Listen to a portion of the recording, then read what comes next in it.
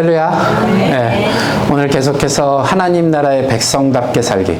우리가 교회란 무엇인가를 먼저 한 8주 동안 또 묵상하고 이제 새롭게 시작하는 시리즈 하나님 나라의 백성답게 살기라는 제목으로 이번에 세 번째 시간입니다. 바로 가정에서 뭐가 되기요? 빚되기. 가정에서 빚되기 바로 오늘 그 세 번째 시간입니다. 제가 한번 질문을 드려보죠. 여러분이 지금 예수님을 믿고 예수님의 제자, 나는 크리스천이야 라고 얘기하시면서 그 신앙이 가장 솔직하게 드러나는 곳이 과연 어딜까라는 겁니다. 교회일까요? 예, 여러분 뭐 이미 아시다시피 가정입니다. 가정. 뜨겁게 기도하는 기도실도 아니고요. 은혜롭게 찬양하는 예배당도 아니고요. 물론 그곳에서도 우리의 믿음이 드러나기는 합니다. 그런데 우리의 민낯, 그러니까 아무것도 쌩얼이라고 그러죠. 화장을 안 한 상태의 그 생 얼굴이 나타나는 곳, 우리의 민낯이 나타나는 곳이 바로 우리의 집, 우리의 가정이라는 얘기입니다. 자, 우리 한번 솔직하게 돌아보죠. 교회에서 정말 좋은 성도입니다. 예배에 한 번도 빠지지도 않고요. 봉사도 열심히 하시고 사람들에게 늘 웃으면서 인사하면 사람들이 이렇게 집사님 너무 좋으세요. 권사님 너무 은혜스러워요. 보기만 해도 제가 막 은혜가 돼요 라고 하는데 정말 온유하신 분 같아요. 뭐 계속 이렇게 얘기를 하는데 과연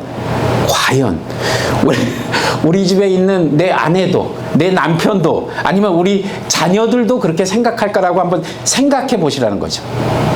아니면 우리 직장에 있는 동료들이 그렇게 생각할까라고 한번 생각해 보시라는 겁니다. 물론 오늘 제목은 가정이지만 그런 삶을 살고 있냐는 겁니다. 안타깝게도 교회의 모습과 집에서의 모습이 너무 다를 때가 많다는 것이죠. 교회선 천사입니다. 집에 오면 타이거가 됩니다.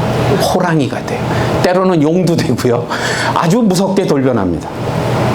교회에서는 모든 것을 이해해 줄 것처럼 굉장히 너그러운 마음으로 대화하고 항상 웃으면서 얘기하던 우리 엄마 아빠가 아니면 우리 자녀들이 집에서는 작은 실수나 뭐 하나만 해도 짜증내고 화를 내지는 않는가 이런 생각을 한번 해보자는 겁니다. 왜 그럴까요? 우리가 위선자이기 때문에 그럴까요? 저는 여러분들이 위선자라고 생각하지 않습니다. 물론 우리도 그러고 싶지 않죠. 집에서도 똑같이 하고 싶어요. 교회에서 하는 것처럼. 근데 다만 무슨 생각을 먼저 하냐면 우리의 가정을 신앙의 무대가 아닌 신앙의 쉼터로만 생각하기 때문에 그렇습니다. 그러니까 영적인 긴장을 집에 가서 확 풀어놓는 겁니다. 내 집이니까 확 풀어놓고 세상에서 받은 상처고 뭐고 전부 모았다가 아무렇지도 않게 쏟아내도 되는 곳이 가정이라고 생각하기 때문에 그렇습니다. 너무 편하게 생각했다는 거죠. 근데 오늘 본문인 에베소서 5장 22절에서 33절에는 분명하게 말씀하시죠. 가정은 단순한 휴식처가 아니라 우리가 하나님의 백성으로서 그 사랑과 그 거룩함을 제일 먼저 실천하고 훈련해야 될 최전방의 사역지라는 얘기를 지금 하고 있는 겁니다. 세상으로 나가기 전에 가장 먼저 복음이 살아 역사해야 될 곳, 바로 그곳이 가정이라는 겁니다.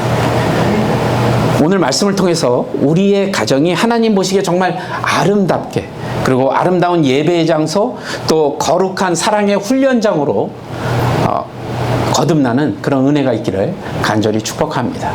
자, 그럼 우리가 가정을 어떻게 해야 될 것인가 한번 세 가지만 짧게 한번 생각해 보도록 하죠. 첫 번째는 가정은 뭐라고요? 하나님의 사랑을 실천하는 최전방이다. 예, 가정은 하나님의 사랑을 실천하는 최전방입니다. 오늘 본문 5장 25절에 보면 이렇게 되어 있습니다. 우리 함께 한번 읽어볼까요? 시작. 남편들아, 그리스도께서 교회를 사랑하시고 그 교회를 위하여 자신을 주신 같이 하라. 아멘. 말씀은 저희들이 다 막 읽고 너무 은혜스러워요. 좋은 말이죠. 좋은 말인데 이게 그냥 말씀으로만 있어서는 안 된다는 겁니다. 바로 사도 바울이 지금 세상에서 가장 위대하고도 엄청난 바로 사랑, 그리스도의 사랑을 지금 여러분 집에 거실로, 침대로, 또 부엌으로 가져오라고 지금 강력하게 권면하고 있는 장면입니다. 사도 바울이 너희들 그리스도의 그 사랑을 니네 가정으로 끌고 와야 돼 라고 지금 말씀하는 겁니다. 남편들아 아내를 사랑하라 이렇게 얘기 안 했단 말이죠. 이 말씀을 어설프게 외우고 계신 분들은 봤지? 오늘 얘기 들었지? 말씀 그렇게 써 있잖아. 나 사랑하라고 이렇게 얘기하는 분들이 있잖아요. 근데 그 뒤에 붙은 말이 뭐죠?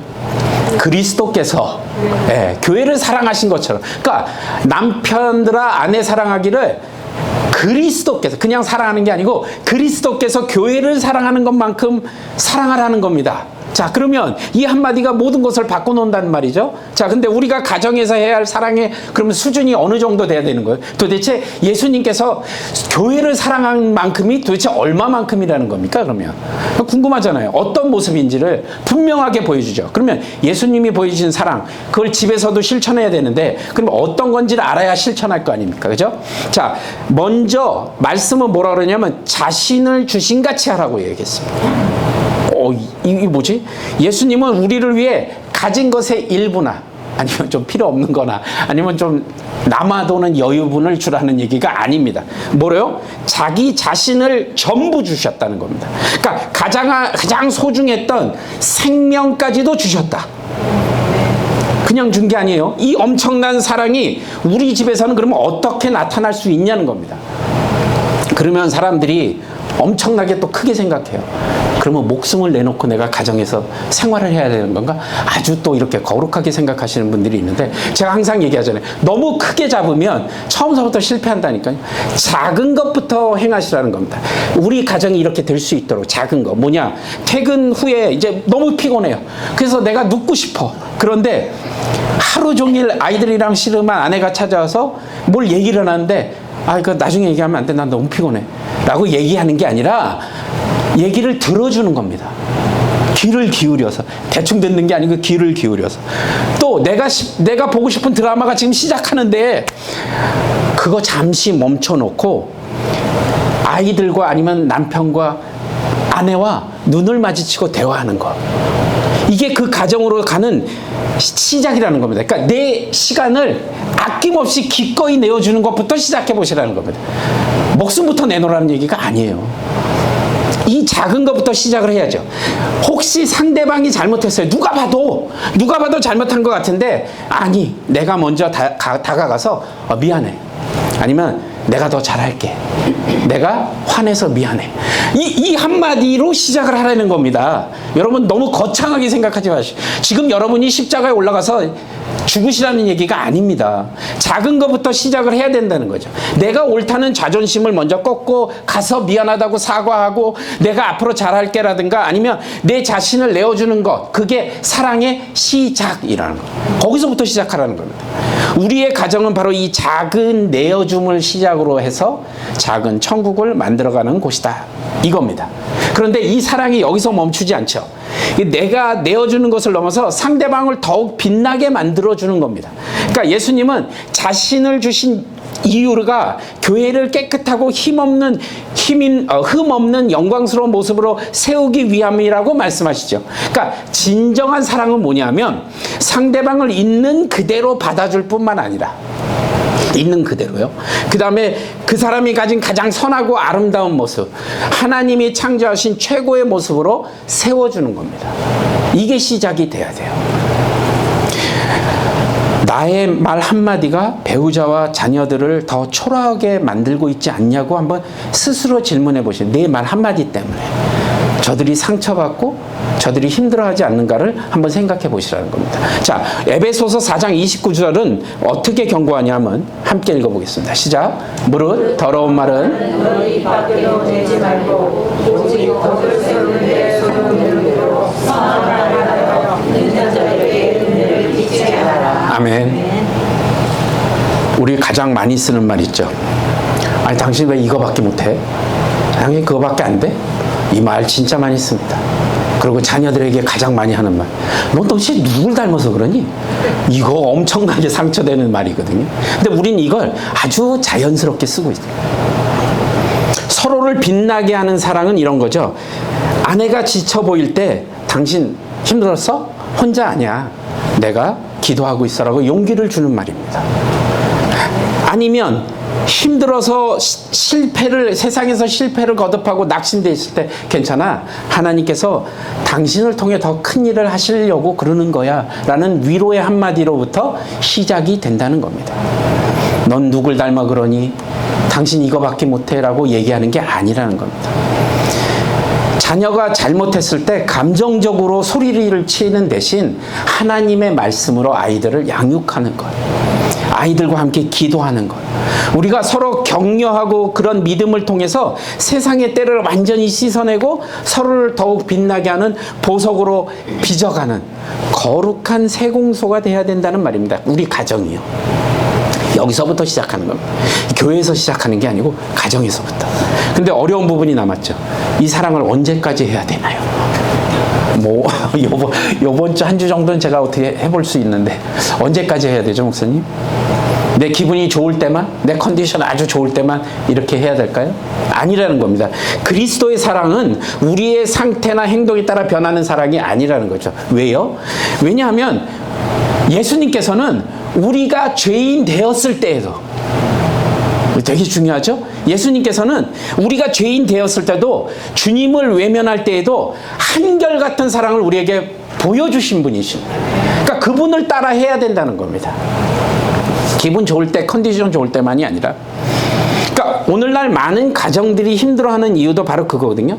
서로에게 약간 점수판을 먼저 이렇게 딱 들이대죠.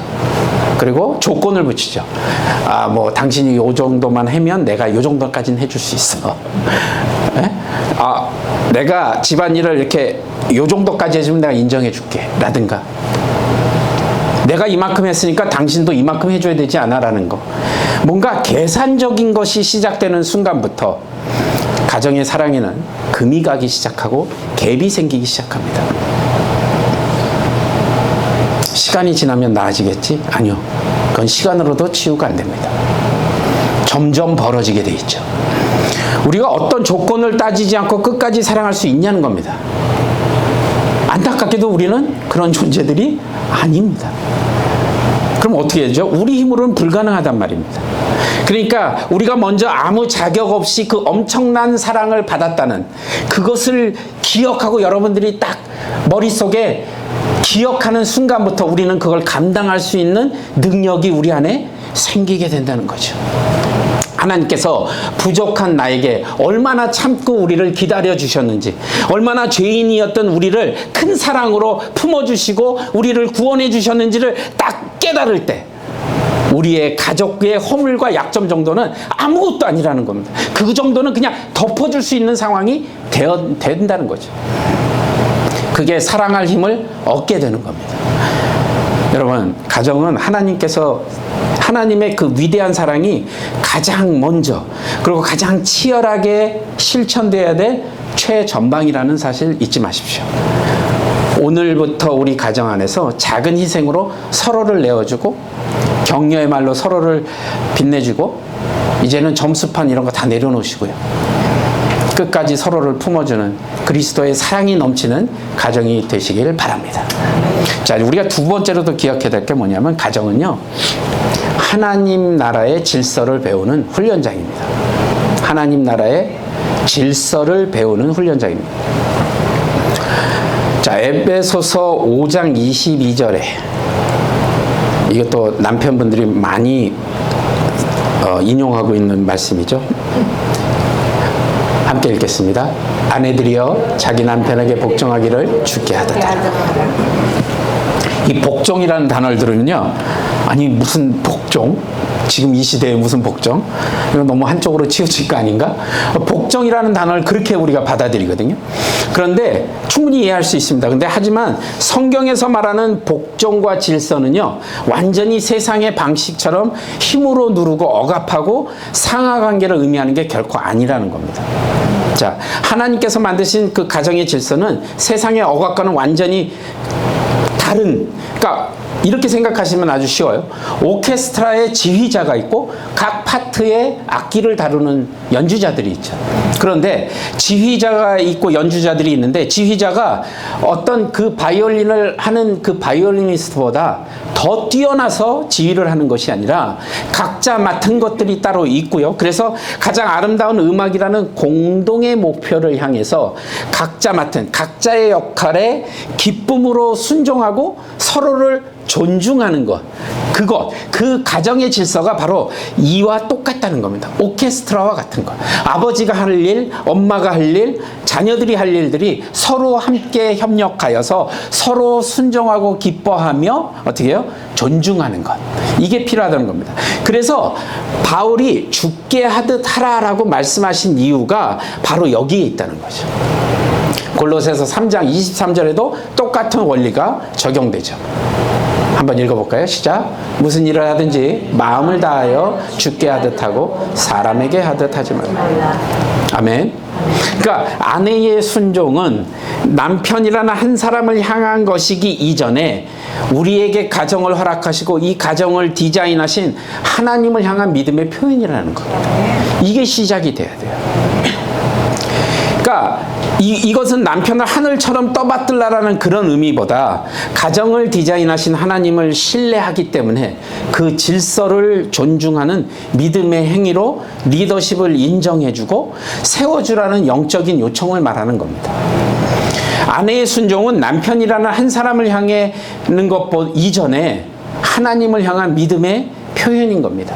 그렇다면 남편이 그냥 앉아서 그 권위를 누리는 사람이어야 될까요? 아니라는 겁니다. 절대로 그렇지 않대. 성경은 오히려 남편에게 훨씬 더 무겁고 등골이 휠 만큼 엄청난 책임감을 확 맡겨버립니다.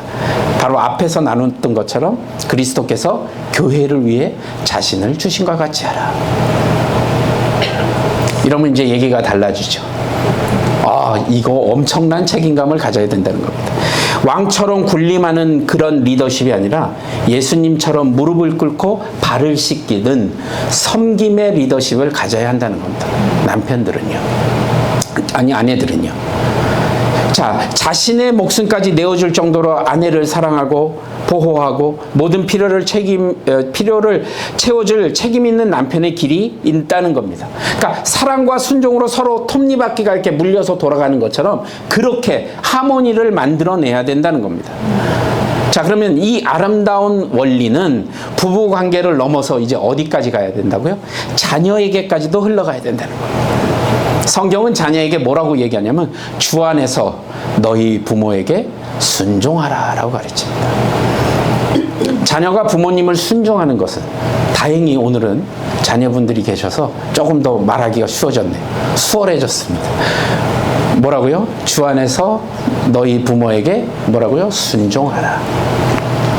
자녀가 부모님께 순종하는 것은 가정 안에서 하나님께 세우신 그 권위를 존중하는 법을 배우는 첫 번째 신앙훈련입니다. 아이들에게. 근데 성경은 곧바로 뭐라고 얘기하냐면 부모님한테도 바로 또 너희들 부모님께 순종해야 되라고 얘기하면서 또 뭐라고 얘기하냐면 에베소서 6장 4절에 뭐라고 하냐면 너희 자녀를 노엽게 하지 말고 오직 주의 교훈과 훈계로 양육하라. 그러니까 모든 부모는 자녀에게 무조건적인 복종을 강요하기 전에 먼저 자녀의 마음을 헤아리고 사랑으로 훈계하고 그들이 기쁘게 순종할 수 있는 환경을 만들어줄 책임이 있다는 겁니다. 자, 이 책임들을 여러분이 지금 하고 계시냐고 지금 제가 여쭤보는 겁니다. 우리 애들은 컸어요. 이제 다 커서 어떻게 제가 할 수 있는, 아니요. 지금부터라도 하실 수 있다는 겁니다. 자, 한 아버지가 방 치워라고 계속 얘기하죠. 근데 아들이 지금 꼭 해야 돼요? 이러고 대들었어요. 그러니까 야, 무슨 이게 아빠가 얘기하는데 토달지 말고 빨리 치워. 윽박질렀죠. 근데 이제 아버지가 회사를 출근했습니다. 근데 회사의 상사가 부당하게 지시를 내렸어요. 그러니까 그 아버지가 조심스럽게 상사에게 물어보죠.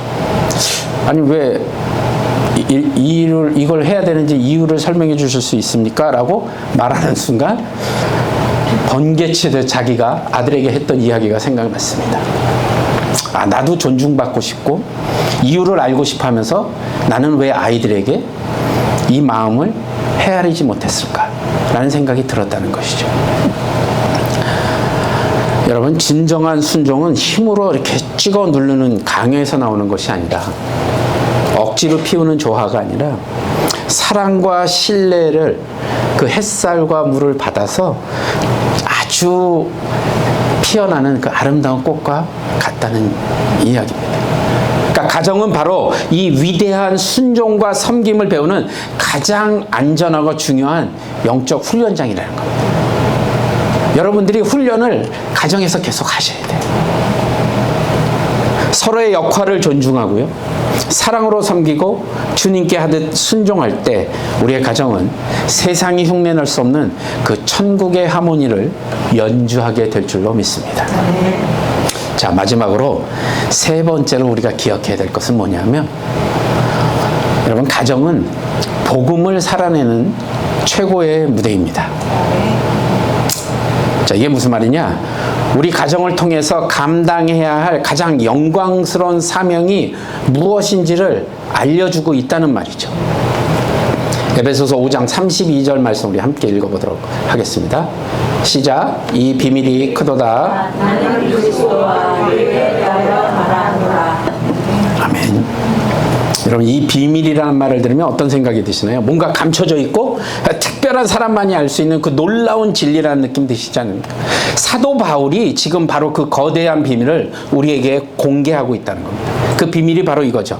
우리의 결혼, 우리의 가정은 단순히 한 남자와 여자의 만남으로 끝나는 것이 아니라 보이지 않는 그리스도와 교회의 그 위대한 사랑의 이야기를 세상에 보여주는 작은 무대라는 것을 지금 이야기하고 있는 겁니다. 어디가요? 우리 가정이에요. 그러니까 우리가 사는 그 가정이 사람들이 복음을 가장 먼저 그리고 생생하게 보여줄 수 있는 바로 복음의 쇼룸 같은 겁니다. 쇼룸. 세상 사람들은 두꺼운 신학책을 읽기 전에, 아니면 그리스도인 부부가 어떻게 다투고 어떻게 화해하는지를 먼저 보죠. 그죠? 그분들이 세상의 어떤 말씀을 듣기보다는 교회를 다니며 예수님을 믿고 있는 여러분의 가정을 먼저 들여다본다는 사실을 잊지 마시기 바랍니다. 그리고 그들이 설교를 듣기 이전에 부모가 자녀를 어떻게 대하는지를 본다는 겁니다. 세상 사람들은 안 보는 것 같아도 그걸 먼저 본다는 사실이에요. 베드로전서 2장 12절에 이렇게 말씀하시죠. 너희가 이방인 중에 행실을 선하게 가져 너희를 악행한다고 비방하는 자들로 하여금 너희 선한 일을 보고 오시는 날에 하나님께 영광을 돌리게 하려 함이라. 여러분, 자꾸 물론 전도를 하지 말라는 얘기가 아닙니다. 오해하지 말고 들으십시오. 여러분, 우리는 전도를 하기 이전에, 복음을 전하기 이전에 우리의 삶을 통해서 보여줘야 된다고 제가 거듭 말씀드리잖아요. 어떻게 해요? 내 삶을 통해서, 우리 가정을 통해서 보여주시라는 겁니다. 어디에요? 세상을 향해서. 여러분의 행실, 여러분의 말투 하나가 가정에서, 직장에서 복음을 전하는 도구로 지금 사용되고 있다는 사실을 깨닫는 순간 우리는 함부로 행동할 수가 없다는 사실을 기억하셔야 된다. 이게 안 되니까 맨날 안 믿는 사람들이 기독교를 폄훼하고 업신여기고 심지어 증오까지 하지 않습니까? 왜 그렇죠? 세상에 이걸 드러내지 못해서 그래요. 왜 젊은이들이 요즘 계속 교회를 떠나가고 있죠? 왜 계속 줄어들고 있죠? 우리 책임입니다. 우리가 보여주셔야 돼요. 부모된 자로서 보여주셔야 됩니다. 마땅히 가르칠 것을 가르쳐 주셔야 됩니다. 그게 안 되기 때문에 지금 문제가 생기고 있다는 것이죠. 자, 그리스도와 교회의 관계는 계약 관계가 아니죠. 자, 모든 관계가, 여러분 보세요. 세상은 우리를 가정을 통해서 깨어지지 않는 약속을 보고 있다는 겁니다. 그 신비를요. 왜요? 요즘 세상은 걸핏하면 그냥 무너지고 바로 헤어지고 바로 서로를 폄훼하고 서로를 공격하고 이런 일입니다. 그런데 마음에 들 그런 관계 가운데 그리스도와 교회의 관계는 그런 세상의 계약 관계와는 다르다는 겁니다. 뭐요? 절대로 끊을 수 없는 생명의 약속으로 지금 연결되어 있다는 사실입니다. 그러니까 우리 가정이 이 놀라운 약속을 보여주어야 된다는 거예요. 보여주셔야 돼요. 서로 다른 두 사람이 만나 평생을 함께하며 때론 상처도 받고 지치고 서로를 막 포기하지 않고 끝까지 하나됨을 지켜내는 모습을 통해 세상이 궁금해하죠. 도대체 저들은 저렇게 단단하게 묶어주는 힘이 무엇일까? 그 질문에 대한 답이 바로 그거죠. 교회를 끝까지 포기하지 않으셨던 바로 그리스도의 사랑이 있었기 때문이라는 겁니다. 예수님은 교회를 사랑하시되 교회의 죄와 허물을 씻어 흠없고 영광스러운 모습으로 세우기 위해 사랑하셨습니다. 그러니까 우리 가정도 마찬가지인 겁니다. 서로의 약점을 들추고 비난하는 곳이 아니라 서로의 감정을 쏟아내는 곳이 아니라 서로의 가능성을 믿고 기도하며 더 나은 사람으로 성장해 가는 곳, 그것이 가정이 되어야 된다는 겁니다. 근데 목사님 혼자 그게 가능할까요? 예, 가능합니다. 가능합니다. 내가 하려고 하니까 안 되는 거예요. 여러분의 기도로, 여러분의 무릎으로부터 시작이 됩니다. 여러분으로부터 시작이 됩니다. 여러분 보여주십시오. 주님 앞에 부르짖으십시오. 부부가 서로를 통해 더 온유한 사람이 되고 부모와 자녀가 서로를 통해 인내와 용서를 배우고 함께 하나님을 닮아갈 때 세상은 가정 안에서 역사하시는 하나님의 변화시키는 능력을 보게 될 것이다 라고 말하는 겁니다. 여러분, 그냥 우리 가정은요, 밥 먹고 그냥 잠만 자는 곳이 아닙니다. 이 땅에 세워진 가장 작지만 가장 위대한 교회이기도 하고요. 세상의 복음을 증거하는 최전방의 선교지이기도 합니다. 여러분 선교지잖아요. 맞죠? 여러분 가족 중에, 가정 안에서도 아직도 복음을 받아들이지 않거나 믿지 않는 가족들이 있잖아요. 우리 해외 선교나 단기 선교보다도 먼저 해야 될 선교지이기도 합니다. 그죠? 우리의 결혼 생활이, 우리의 자녀 양육이 세상 사람들에게 살아있는 복음의 편지가 되게 하셔야 한다는 겁니다. 보여주십시오. 여러분을 통해 하나님의 영광이, 주님의 영광이, 주님의 복음이 땅끝까지 전해질 수 있도록 여러분이 함께 하셔야 됩니다. 그런 가정이 되시길 주님의 이름으로 간절히 축원합니다. 자, 오늘 말씀 한번 맺어보죠. 오늘 이 말씀을 드렸어요. 가정에 대해서. 가정에서 빗대기. 부담스러운데. 오늘은 그냥 안 들은 걸로 했으면 좋겠는데. 라고 생각하시는 분이 혹여 계실 수 있죠. 있습니다. 물론.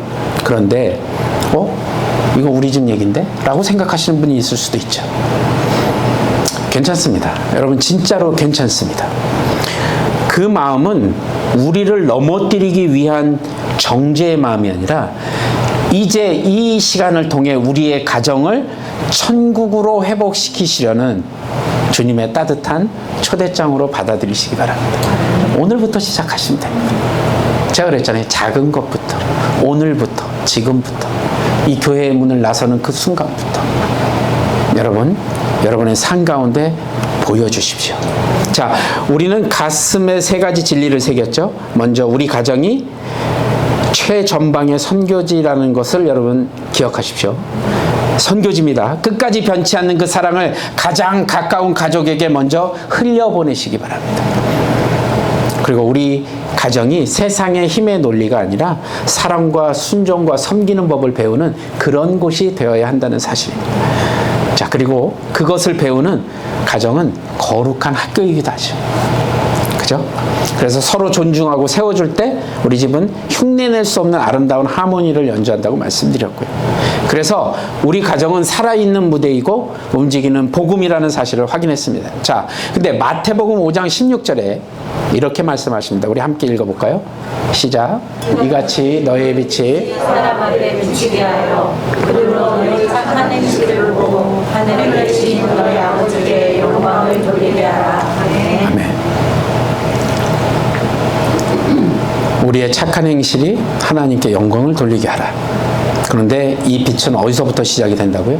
선교지나 교회의 화려한 강대상이 아니라 바로 우리가 발딛고 있는, 우리가 살아가고 있는 우리 집의 그 곳에서부터 시작이 된다는 사실을 여러분 기억하십시오. 자, 그러면 오늘 이제 드디어 목사님, 말씀 잘 들었고요. 너무 은혜되고요. 좋아요. 이걸로 끝나면 안 된다고 말씀드렸잖아요. 이거 끝나고 머릿속에만 집어넣고 가시면 나중에 머리만 이만하게 된다고. 걸음도 못 걸어요. 자꾸 넘어지니까. 자, 이걸 우리 삶에다가 적용하셔야죠. 자, 그러면 오늘부터 할 일, 여러분께 몇 가지만 딱 알려드리죠. 결단하시고 하십시오. 해도 되고 안 해도가 아니라 여러분 하셔야 됩니다.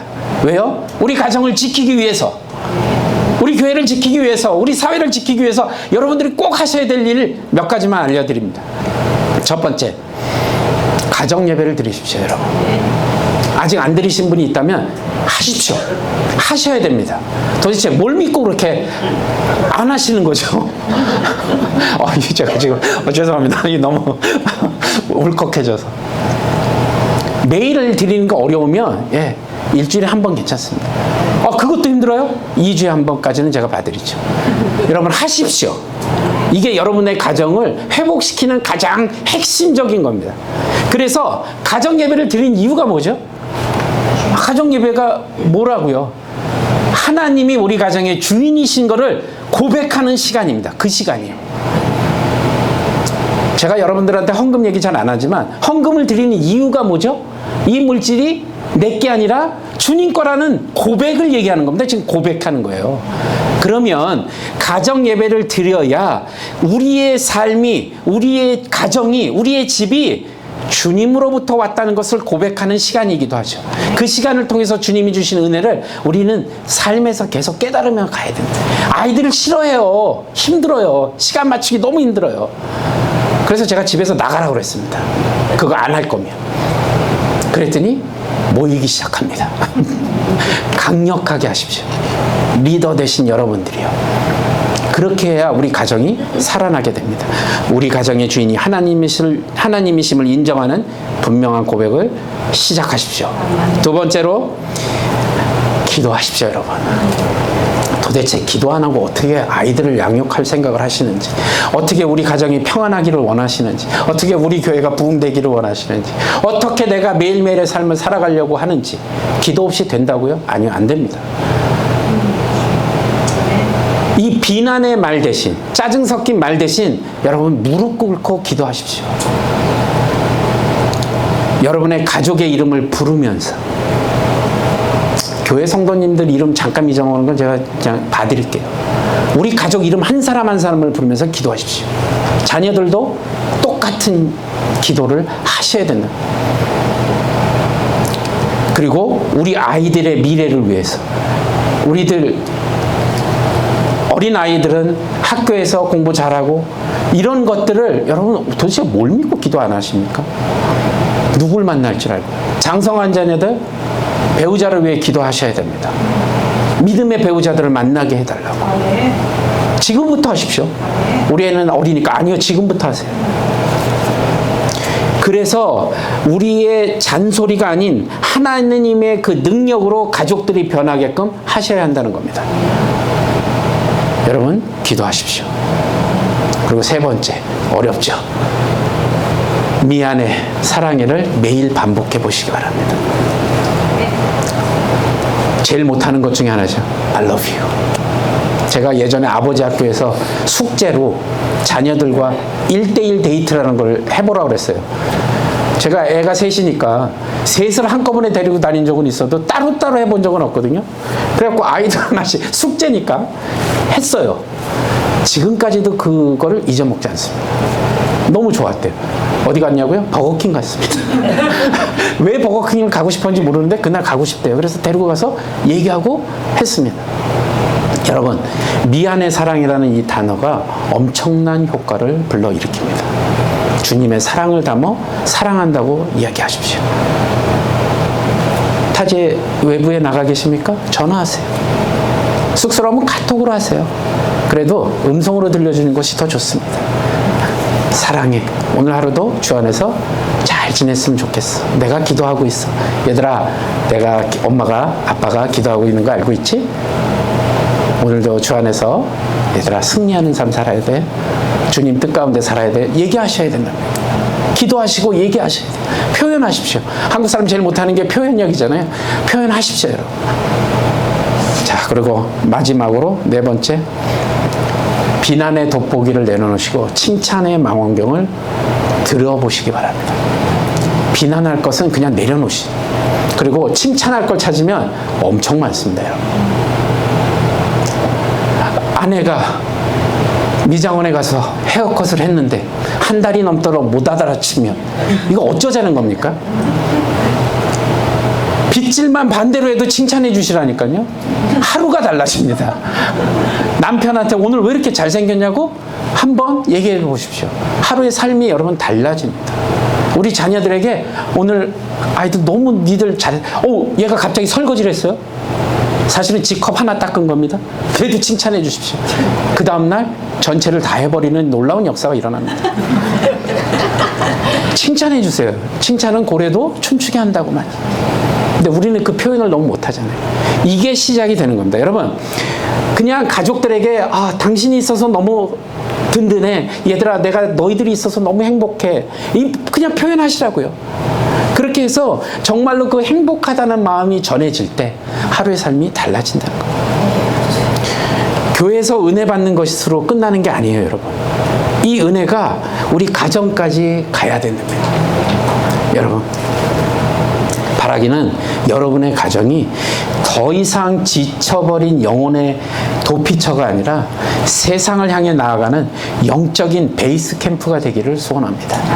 그런 베이스 캠프가 되셔야 돼요. 그래서 여러분의 가정이 하나님의 영광을 환히 비치는 그런 가정이 되기를 원합니다.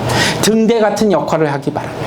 세상의 빛과 소금의 역할을 감당하는 가정이 되시길 바랍니다. 그게 주님께서 원하시는 가정의 본래 모습입니다.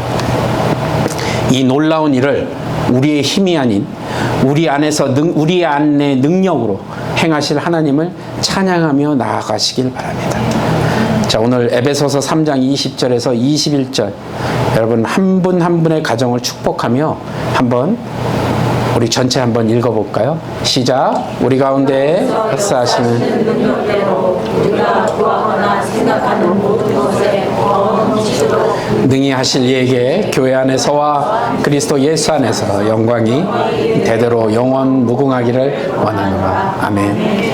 여러분 모두가 이런 가정이 되시길 우리 주 예수 그리스도 이름으로 간절히 축원합니다.